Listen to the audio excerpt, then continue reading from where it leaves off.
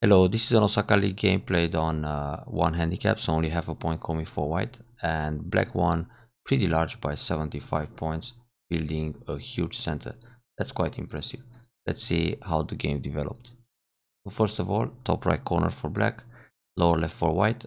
When white chooses to play a Komoku, white in general is reluctant to play this c4 facing the low right, so it's either d17 or r4, which usually invites black for diagonal fuseki in order to be able to have two stones against one when black uses the corner approach. So here obviously black will take q3 or q4, and then it's very nice to come next to e4. So white goes for the other corner and black attacks with two stones against one on the bottom side. Therefore, if you go back to the beginning, if white plays d4 and then black goes q3, now white in the top left corner doesn't have to play the komoku facing the right side like this, because obviously again black will attack right away at e17 or e16, and it's much better for white to play the komoku facing his own stone, which is d17. So now when black comes in with a kakari or a corner approach, this means that black has a stone against two white on the left side. I think I covered this in previous videos, but it's always good to remind the players about this komoku for white. So many times the second move of the game can be considered uh, not really the losing move, but a move that's a bit questionable for white regarding directional play here. So either Hoshi or play Komoku d17 or Komoku r4. But anyway, this is not obviously the losing move, it's just the second move of the game. So black takes q3, white goes for another Komoku, and black attacks e3. Now we can see this in professional games too. White can play d5 or d6, or simply ignore and attack r5. So any other move on the board, I mean, can be Sun invasion. So it's a matter of style. But usually, for white it's normal to play a move to prevent being pressed down at d5. So playing d5 to prevent the Keima or simply Keima d6, it's absolutely proper and common in this particular case. But white decides to go for the tsuke. So here white keeps the corner, but black develops in the direction of q3, which is quite ideal, and the extension at j4 also feels nice. Also here black can play the 3-space extension, but being on the third line, maybe it looks a little bit flat. So in this case black prefer to extend high, which is a nice idea. So I got the Shimari, but so far white is focusing all his moves on one side, the left side. Both corners are safe and kinda neglect the rest of the board. So it's more interesting for white to play a move like r6 for example, or r5 q5 to prevent the Shimari.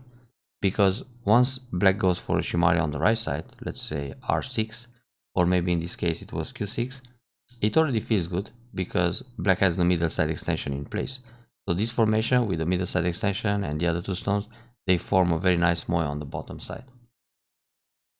Now white obviously invades Sansan, which is a very trendy move and it's absolutely fine. But black is happy to develop like this. White can also consider r8, just come inside the moe right away and kind of limit black expansion on the bottom and the right side. But okay, this is trendy. Black could block either way. It's also fine to play q17, but we've seen that before, so no need to go in details there. Keima, it's an option. Nobi, it's good too. Hane and double Hane can be played. Both players are very aware how these Josekis will go. They've seen that before.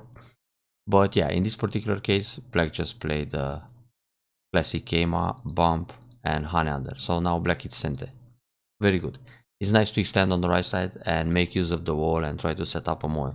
Now this extension can also be played q9. It feels really good to have this 2-space jump formation from the Shimari. And anyway, it's a nice distance because when white plays Atari and descends, then black Keima, this still works very well. So the wall with the extension at q9 instead of q10. But this kind of difference is very sensitive. So obviously, so far so good. Atari and descent, very important to descent here. So white played like AlphaGo, trying to keep things simple. No more Hane and cuts in the corner and all those crazy variations.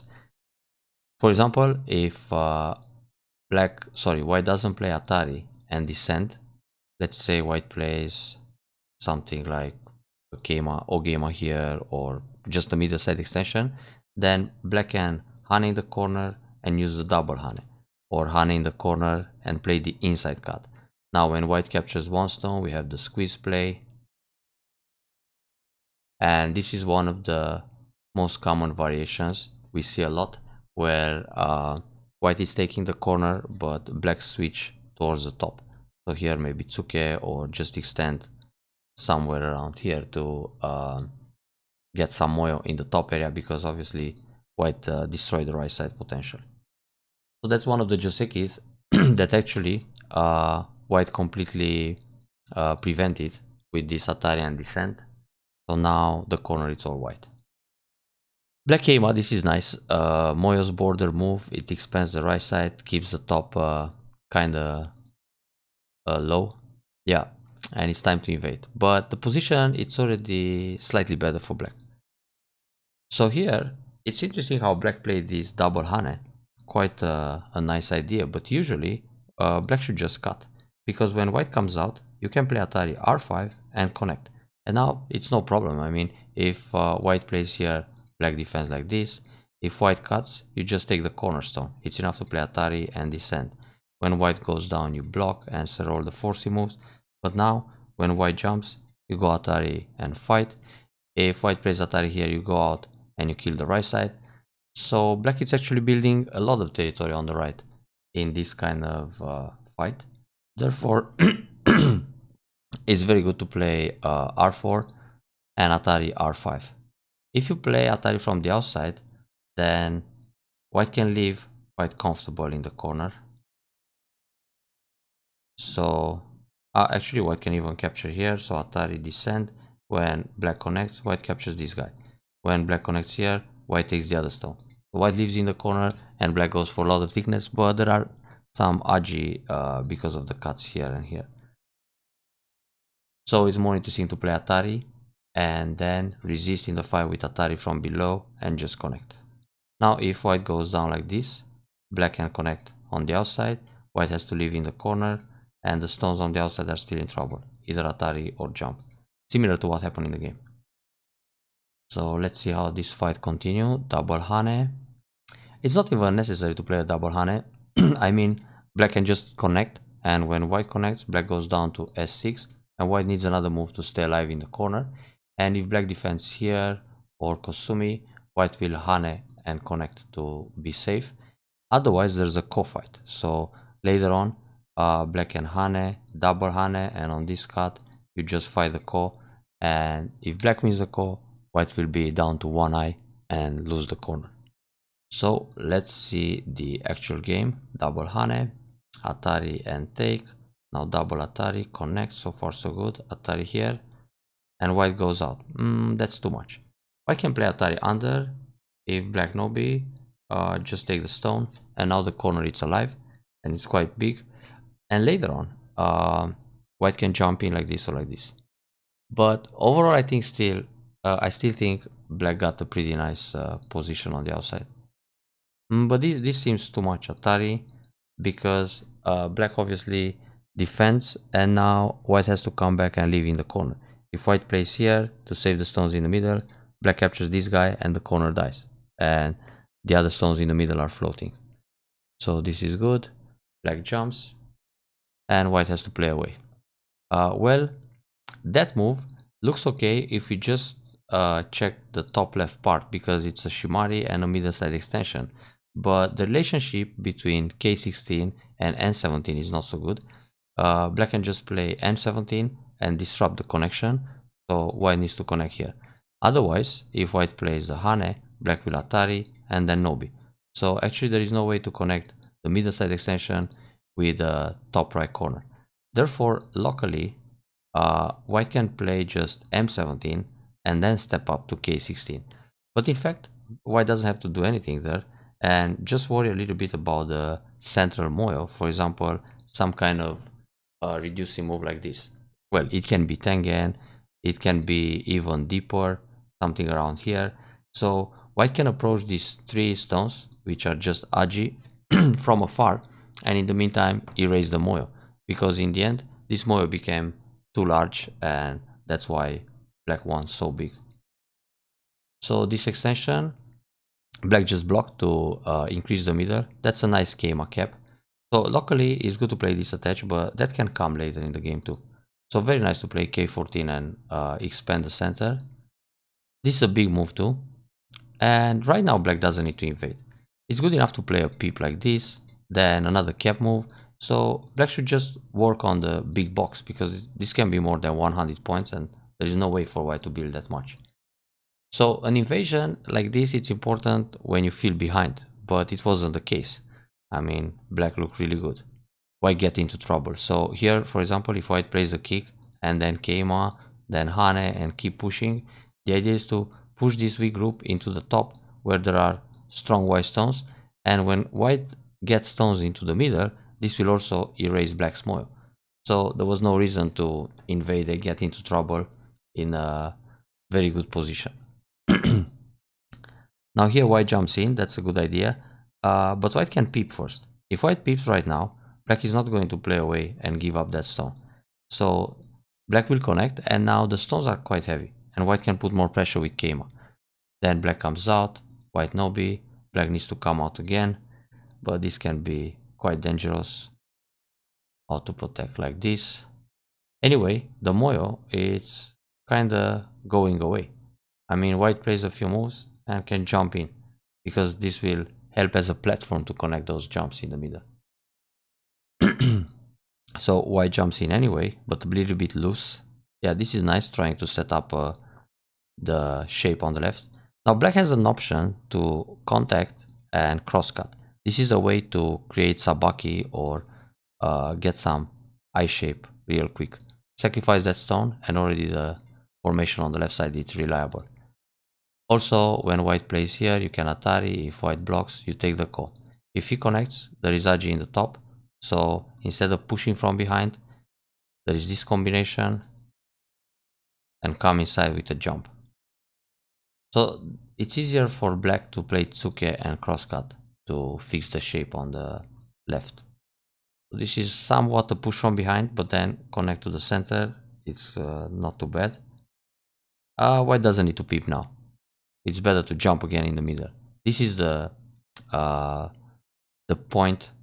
I mean, the most important part of the game, where both white and black want to build a huge. I mean, black wants a big center, and white has to think about reducing somehow. So that should be the right timing. Nice cap. This really gets a beatbox going for black. And now, if I just catch one stone, black will came again, and it's a huge center. Usually here, it's good to push one time and then block, either with a jump or a two-space jump like this, or even a clamp, push, and then block as a net kind shape. But okay, this works too. So black cuts the left side. Yeah, it's not a really close game. Even though, sorry, white got the C12 stone, but it's still nice for black. Now here, white got into trouble because of a ladder. That cut doesn't work, so the only thing white can do is a jump here, threatening the cut. Then when black connects, try to get inside the moyo a little bit. This was too much. Even if black plays just Atari and connect, this is going to be very difficult for white, because there's no way to run inside the moyo. So black got a very nice combination going on with Atari and Atari again. Probably white misread here with Atari here, here, here, and now when you turn, the ladder is broken. But black could Atari one more time and the ladder works. And you don't have to go out. I mean, this is easy to read. It's Atari, Atari, and Atari. So going out just loses more points. It's good enough to play Atari from behind, give up the 4 stones, and then play away. But yeah, once that ladder is captured, it's really difficult for white to come back. And now, because black got the ladder and got stronger, black can also play Atari here and connect the left side. It's very big. So white doesn't have to go down. White should play Atari here. If black goes Atari like this, connect, black connects, white cuts. It's a pretty big left side. So black defends here. Obviously black has a good position. Even if you leave some cotrets, it's okay to play g2 because it kind of narrows the gap for other invasions. But yeah, this is solid, no cotrets in the future. So push and block. But now white needs to double up here to prevent that m17. Well, black could play m17 all the time and it will come. Jump again. So here it's okay to push once, push again, Atari, because if white jumps in, you take the ko, and that's quite painful for white. So white needs to connect, then turn and block like this, or just jump again to be one step ahead. If white jumps, you push, Atari, and then you block. And eventually, if you play all these Ataris, yeah, white needs to come back, and then you connect. So in the end, it's a big right side for black and center. Like this, it feels much more easy for white to keep reducing. Yeah, this was big. So here, there are two ways to block. One is to go no-b and prevent the co-fights, because obviously when you're in a position and you're leading, you don't want to mess up and start the ko. But it's good to play the empty triangle in this case, because when white pushes again, you block, he connects, you connect. So already, black block white, and there are only 4 points that black is losing this way. Compared to the variation in the game where you jump, he jumps, you block, Atari, and so on. So everything is got again. But in this case, you lost 2 more points. I mean, these 4 points are going to be lost anyway. But why lose 2 more just because the shape looks good? I mean, you gotta play effective. So in this case, just no-b. Now, if you're not afraid of co-fights, you play the block. If white connects, then you defend either solid or elegant with a tiger mouth. And in this case, you lose just 2 points. You don't lose 4 or 6 like in the actual game. And well, of course, if you play Atari and he cuts, you take the ko. And in this ko fight, you are able to kill the corner. But when white is behind, he will try. I mean, he has nothing to lose. And he can play, for example, this peep, which is annoying because if you take the ko, he cuts here and it's the corner is saved.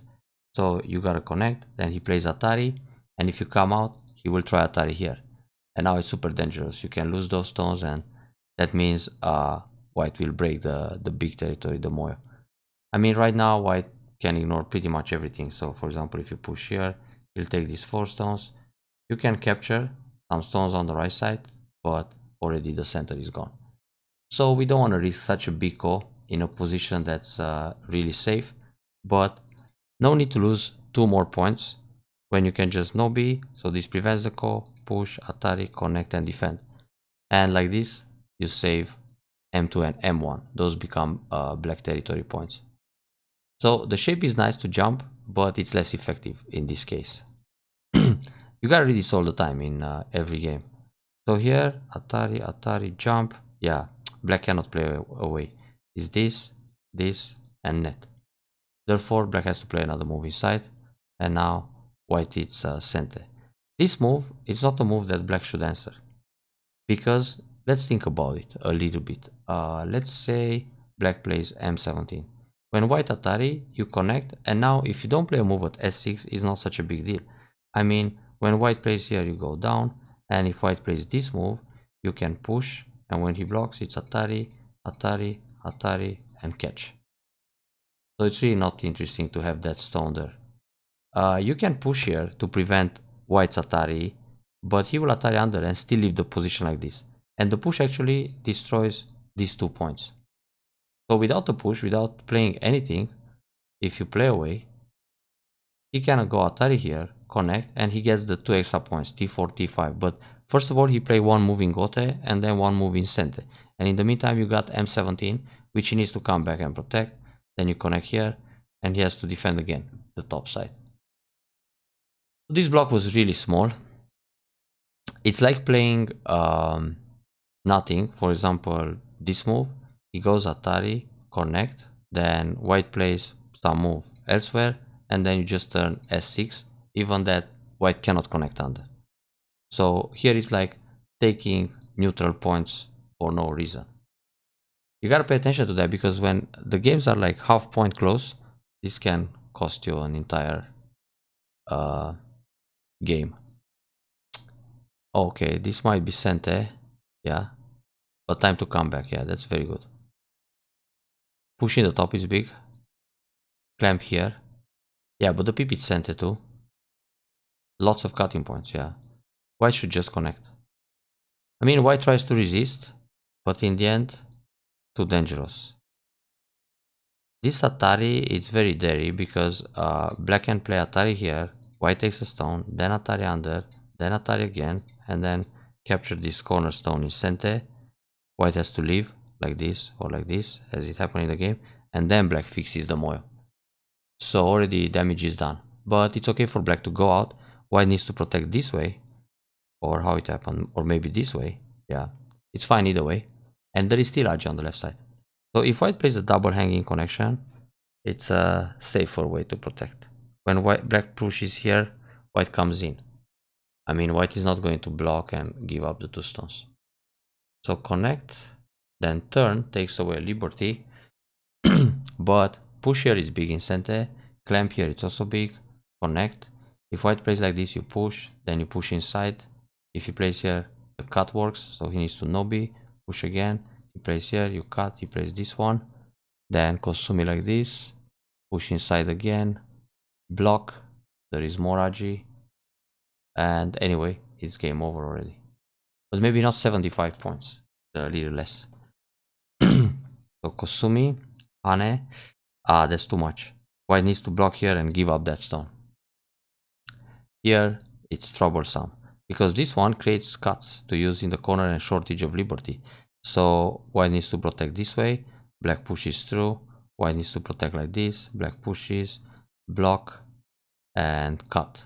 And now white has to play here, and black can catch the 2 stones. But white keeps everything safe on the left side. Compared to this block where there are cuts, so black did very well. This is a nice shortage of liberties. If white connects here, black will go Atari this way. If white plays this one, capture 2 stones, then white needs to capture these guys, and it's still troublesome. So here white just lost plenty of stones, points. So first this capture, must leave in the corner, very good. Then double Atari, and catch the other 2 stones. On the double Atari, white can play here. And when black takes, that's it. White can play other moves like connect underneath or keep the 2 eyes on the left side. So now, yeah, you had to connect under, but it's actually better for white to block here. Yeah, there is no way for black to kill that group. And now also double up this way. But yeah, black got too much in the center. Oh, so never use this clamp. This clamp is very good. I mean, if white tries to resist with a push, you just Atari and catch the corner. Or damage the corner. Yeah, like this, white got more points. White should actually Nobi. Then when black pushes, block. When black plays here, block again. So white can keep everything connected in the top. It won't change the result, but at least save a few extra points. Now small end game. And that's pretty much it. This throw-in is not necessary. Just play Atari from the outside. It's like a wasted threat.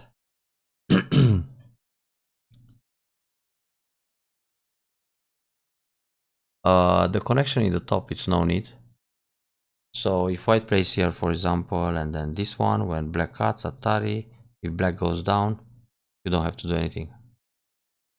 So you gotta read all the time if you need another move inside or not. Yeah, that's Sente. Sente again. 1 point got to prevent a Sente, that's good. And that's it. This move is also not necessary. I mean, what if white plays 1 Atari? So if black goes away, white Atari connect, then there is no future for those guys in the middle. Even if white jumps, black can just play away, because it's really impossible to make twice.